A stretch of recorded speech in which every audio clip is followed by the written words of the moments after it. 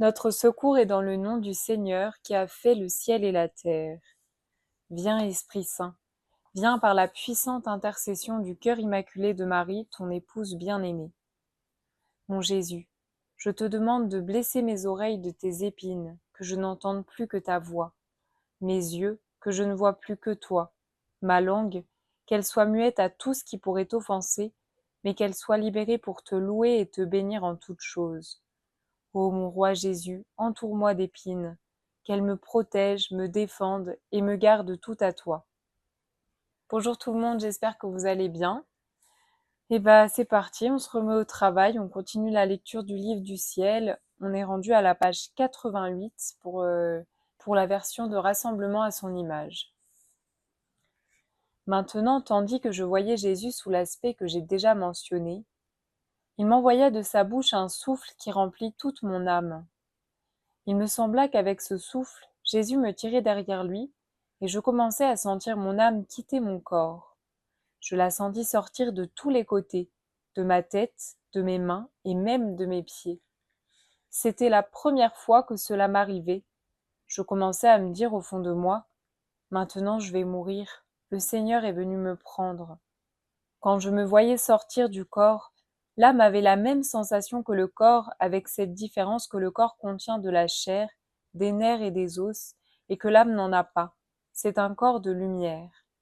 J'étais donc effrayée, mais Jésus continuait à m'envoyer ce souffle et me disait « Si tu souffres tant d'être privé de moi, viens maintenant avec moi, car je veux te consoler. » Et ainsi Jésus ayant pris son envol, et moi ayant pris le mien avec lui, nous fîmes le tour de toute la voûte céleste. Oh, comme c'était beau de marcher avec Jésus! Tantôt je posais ma tête sur son épaule, avec un bras sur les épaules et l'autre main dans la sienne. Tantôt Jésus s'appuyait sur moi. Lorsque nous arrivions à certains endroits où l'iniquité était plus répandue, oh, comme mon bon Jésus souffrait! Je voyais plus clairement les souffrances de son adorable cœur, je le voyais presque défaillir, et je lui dis « Appuie-toi sur moi, et laisse-moi prendre part à tes souffrances, car je ne peux pas supporter de te voir souffrir seul. » Et Jésus me dit « Ma bien-aimée, aide-moi, car je ne peux plus le supporter. » Et tout en disant cela, il approcha ses lèvres des miennes et déversa une telle amertume que je ressentis une douleur mortelle. Quand je sentais cette liqueur amère entrer en moi, je la sentais entrer comme autant de couteaux, d'aiguillons, de flèches qui me pénétraient de part en part. Bref, un tourment atroce se formait dans tous mes membres, et l'âme revenant au corps, elle partageait ses souffrances. Qui peut vous dire la souffrance? Jésus lui-même, qui en était témoin, parce que les autres ne pouvaient pas atténuer mes souffrances.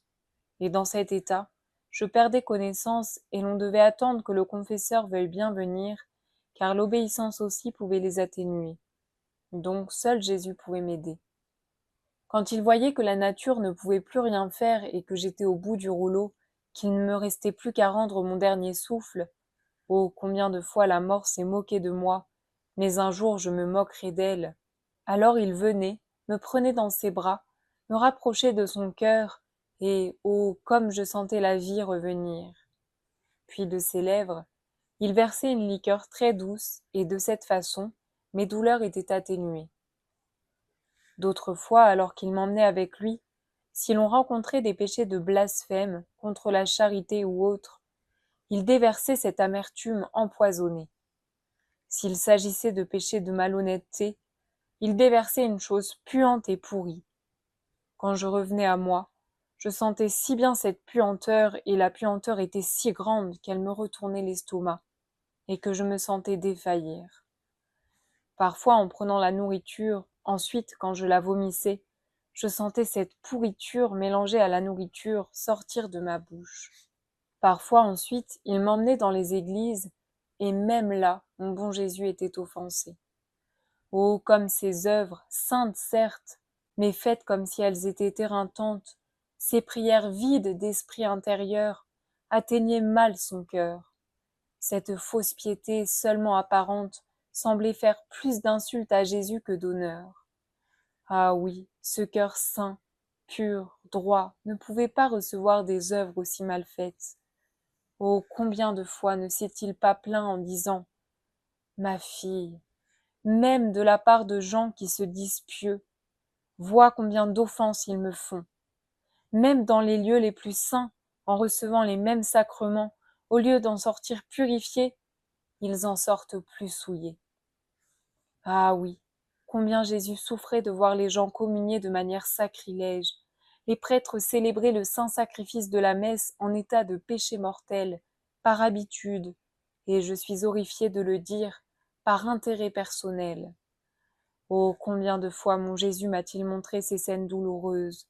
Combien de fois, alors que le prêtre célébrait le mystère sacré et que Jésus était contraint d'y aller, parce qu'il était appelé par le pouvoir sacerdotal dans ses mains, on a vu ses mains dégoulinées de pourriture, de sang ou maculées de boue.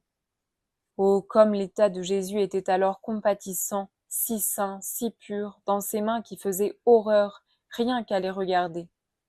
Il semblait vouloir s'enfuir du milieu de ses mains, mais il devait rester là jusqu'à ce que le pain et le vin soient consommés. Parfois, pendant qu'il restait là avec le prêtre, il venait en hâte dans ma chambre et se plaignait de tout, et avant que je ne le dise, c'est lui-même qui me le disait. « Ma fille, laisse-moi me répandre en toi, car je n'en peux plus. Aie pitié de mon état qui est trop douloureux.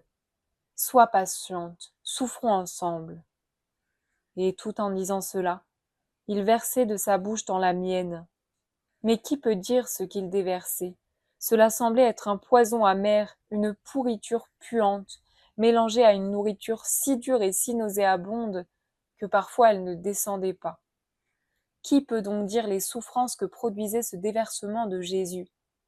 Si lui-même ne m'avait pas soutenue, je serais certainement restée une victime. Et pourtant, il ne m'en versait qu'une toute petite partie. Qu'en serait-il de Jésus, lui qui en contenait tant? Oh, comme le péché est laid! Ah, Seigneur, faites-le savoir à tous, afin que tous puissent fuir ce monstre des plus horribles. On va s'arrêter sur ces textes aujourd'hui. Je me suis dit que c'était une bonne occasion pour nous de faire un examen de conscience.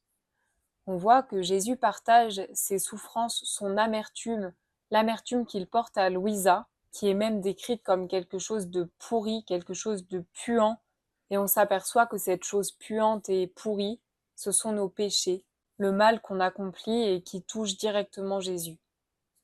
Dans ce texte, Jésus montre à Louisa les offenses qu'il reçoit, mais nous, au lieu d'aller pointer du doigt les autres, on va commencer par regarder ce qu'il y a en nous, si on peut y trouver cette pourriture, cette amertume qu'on peut donner à Jésus. Parce qu'avant d'aller retirer la paille qui est dans l'autre, regardons la poutre qui est en nous. J'imagine que si en plus d'aller à la messe, de lire la Bible, etc., vous lisez les écrits de Louisa, c'est que vous êtes catholique et catholique pratiquant. Et sûrement que vous avez ce désir d'approfondir votre foi et d'aimer Jésus toujours plus de jour en jour. Mais c'est bien de regarder un petit peu quelles sont nos intentions profondes et qu'est-ce qu'il y a à l'intérieur de nous, au plus profond, au plus intime, que seul Dieu voit. Je pense que dans le mal qu'on fait, il faut distinguer deux choses. La première, c'est le mal qu'on fait volontairement, ou le mal qu'on n'a pas trop envie de voir parce que c'est pas beau à voir et donc on l'enfouit un peu et on essaye de faire des compromis pour pas trop voir la réalité parce qu'elle est pas belle à voir. Et la deuxième chose, c'est toutes les fautes, les chutes qu'on va commettre de manière involontaire. C'est-à-dire, c'est plus fort que nous. Je prends un exemple. Le matin, on a fait notre prière. On a demandé à Jésus de nous aider à aimer les autres, à ne pas s'impatienter. Vous finissez votre prière, vous allez prendre votre petit-déj. Là, il y a quelqu'un qui vous énerve et d'un coup, vous explosez et vous réagissez mal. C'était pas votre intention de départ, au contraire, vous avez même donné à Jésus votre impatience, mais à un moment donné, ça a débordé et vous n'avez pas réussi à vous maîtriser. Donc, il y a vraiment le mal volontaire et le mal involontaire. Je pense que ce qui attriste le plus Jésus, c'est pas tellement qu'on ait plein de défauts, qu'on soit faible, plein d'imperfections et qu'on fasse plein de chutes, mais c'est notre hypocrisie, notre malhonnêteté et notre refus de nous convertir et de nous corriger. et toutes les fois où on agit consciemment sans pureté d'intention. Donc toute cette hypocrisie, cette malhonnêteté qu'il y a en nous, aujourd'hui c'est ça que je nous invite à travailler et à les regarder. Premièrement, le gros chantier auquel il va falloir s'occuper, c'est nos pensées. Le nombre de pensées mauvaises, les pensées de méchanceté, les pensées impures. Le nombre de fois dans nos journées où on est pris dans nos pensées et on n'est pas là. Le nombre de fois où on assiste à la messe, Jésus est là, mais nous, on n'est pas là. On est distrait, on est absent, on est dans nos pensées futiles et on ne fait même pas l'effort de se concentrer un peu. Ensuite, dans nos regards. Combien de fois, au lieu de garder notre regard fixé sur Jésus, on a le regard fixé sur 1000 autres choses, on est distrait, et combien de fois on a un regard mauvais, malsain, et on le disait tout à l'heure, combien de fois quand on agit, il n'y a pas de pureté d'intention. Au niveau de nos oreilles, combien de fois on se complaît à écouter des choses qui déplaisent à Dieu. Au niveau de notre bouche, de nos paroles, combien de fois on utilise notre bouche pour des conversations mauvaises, pour critiquer les autres, pour parler mal des autres. La quantité de mauvaises paroles qu'on peut dire, c'est un peu effrayant quand même. Et puis il y a tout l'aspect des prières mal faites, des prières qu'on dit par habitude, ou qu'on dit un peu comme une formule magique. Dieu, on le prend un peu pour notre Père Noël, fais ceci, fais cela, j'ai besoin de ci, j'ai besoin de ça. Est-ce qu'on a une vraie relation avec lui ou c'est que pour lui demander des choses, lui demander qu'il fasse notre volonté, ou alors même juste on n'est pas là, on dit des prières mais l'esprit totalement ailleurs. Et puis, comme on le disait tout à l'heure, toutes les fois on agit par hypocrisie, on se donne une attitude pieuse, on se met au premier rang à la messe, à genoux, on communie comme il faut, on va à la messe en semaine, on dit notre chapelet, on jeûne, on machin, on truc. Mais les actes derrière ne suivent pas, ce qui fait que les gens qui nous croisent peuvent croire qu'on est des gens extrêmement pieux et proches de Dieu, mais la réalité est tout autre. Et il y a plein de fois, malheureusement, où on fait semblant de prier, mais on n'est pas là. On fait semblant d'être à la messe, mais on n'est pas là. Et par négligence, par habitude, on manque de disposition, on se prépare pas à communier. On prend pas le temps, après la communion, de faire notre action de grâce. Et quand on sort de l'église, la plupart d'entre nous, on sort distrait, comme si s'était absolument rien passé et que Jésus n'était pas en nous. Cette vidéo n'a pas pour but de nous accabler, de nous décourager, mais juste, je pense que des fois, c'est bien d'ouvrir les yeux sur nos péchés, sur nos fautes, sur ce qu'on est réellement, parce que déjà, ça va toujours plus nous enfoncer dans l'humilité. Et Jésus dit souvent à Louisa que la plus grande grâce qu'il fait à une âme, c'est la connaissance d'elle-même, la connaissance de soi. Cette connaissance de soi, elle se fait pas sans douleur, parce que ce qu'il y a en nous, c'est pas beau à voir. Mais que toute cette pourriture qu'il y a en nous, toute cette saleté, ça ne nous mène pas au désespoir, parce que ça, c'est encore de l'orgueil de notre part de se croire quelque chose, mais que ça nous amène toujours plus à l'humilité et au désir d'être sauvé, au désir de se repentir, de se corriger et de nous abaisser quand on est face à Dieu. Mais Jésus est la vérité et il est là pour nous montrer où on en est et nous montrer notre péché. Je vous le répète, mais un prêtre me disait: si la connaissance de ton péché te mène au découragement, au désespoir, à la tristesse, c'est que tu ne te regardes pas en Jésus. Si tu te regardes en Jésus, oui, tu auras la tristesse de blesser Jésus parce que tu l'aimes, mais tu n'oublieras jamais que Dieu t'aime quoi que tu sois et qu'il est là pour t'aider sur ce chemin à te corriger jour après jour et qu'il a donné sa vie pour toi. Et justement, si aujourd'hui Jésus nous montre toutes ces choses pas belles à voir, c'est pour nous aider aussi à mieux recevoir, à mieux être disposés au sacrement de l'Eucharistie, qu'on a la grâce de recevoir au moins une fois par semaine, pour justement bénéficier des effets de l'Eucharistie qui vont nous transformer, plutôt que d'arriver en n'étant pas là et en étant mort à la grâce finalement. Où on aura beau recevoir les sacrements, aller à la messe, se confesser, etc. Nous, on s'imperméabilise parce qu'on n'est pas là. Pour la prochaine fois, on peut essayer d'aller se confesser, de déposer tout ça, toute cette pourriture qu'il y a en nous, En plus, c'est le carême dans quelques jours, et le carême, c'est un chemin de conversion, pas de pratique extérieure pour se prouver qu'on est quelque chose, mais de conversion, d'humilité. On n'a rien à prouver à Dieu. De toute façon, la seule vérité, c'est qu'on est des pécheurs devant Dieu et que quoi qu'on fasse, on ne peut pas mériter Dieu. Mais une chose est sûre, c'est qu'il a dit que celui qui s'abaisse sera élevé et que celui qui s'élève sera abaissé. Pour terminer cette vidéo, je vous propose qu'on se tourne vers la Vierge Marie, qu'elle puisse nous aider à voir clair en nous, à nous corriger et à être humble, d'une vraie humilité, pas d'une fausse humilité. Je vous salue Marie, pleine de grâce. Le Seigneur est avec vous. Vous êtes bénie entre toutes les femmes, et Jésus, le fruit de vos entrailles, est béni. Sainte Marie, Mère de Dieu, priez pour nous, pauvres pécheurs, maintenant et à l'heure de notre mort. Amen. Et bien sur ce, je vous remercie d'avoir regardé cette vidéo. Courage, n'oubliez pas qu'on est tous dans le même bateau. Ne laissons pas le diable rentrer en nous avec son découragement, son désespoir, et rappelons-nous que nous sommes en chemin et que le principal c'est d'être de bonne volonté et de vouloir changer, de vouloir se corriger, de vouloir répondre à ce que Jésus attend de nous. Je vous dis à dimanche prochain, 18h, pour continuer notre lecture du livre du ciel. Soyez bénis.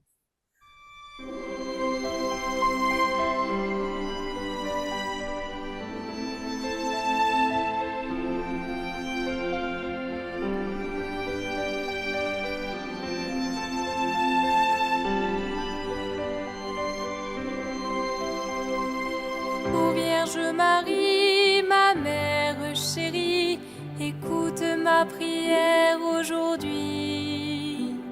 Dans tes bras maternels, emmène-moi au ciel.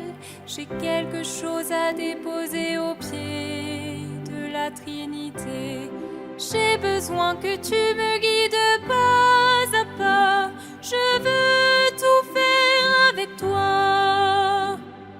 Comme une enfant, j'imiterai ma maman sans m'éloigner un seul instant.